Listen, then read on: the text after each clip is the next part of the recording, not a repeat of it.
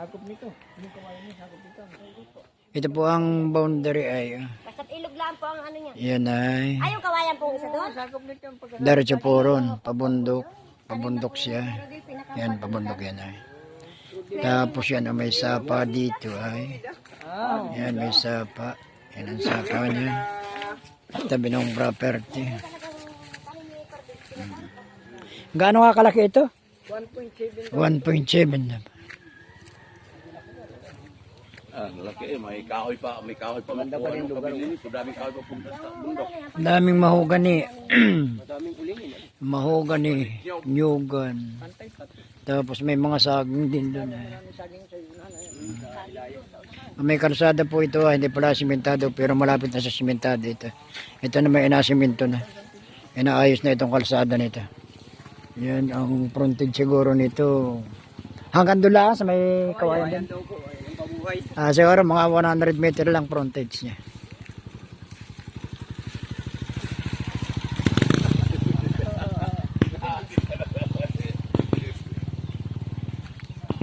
Pabundok siya, pahaba.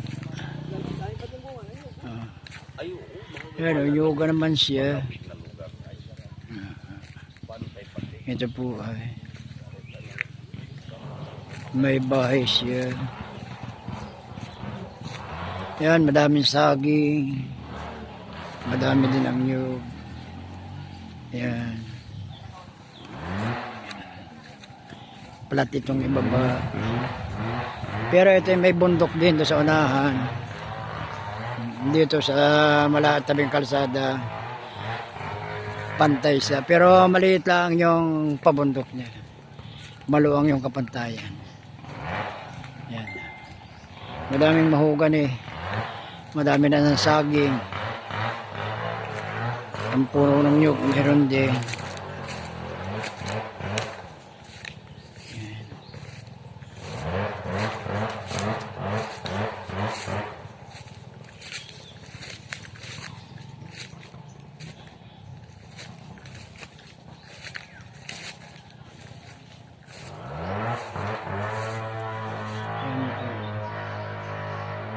Nyugan siya.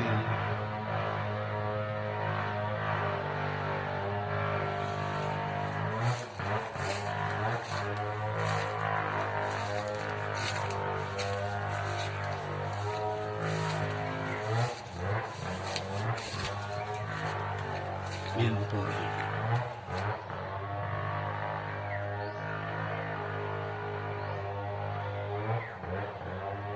Maliit lang po yung pabundok niya. Malaki naman itong patag niya. Diyan o, mga takarang paanyog. Kagandahan paanyog.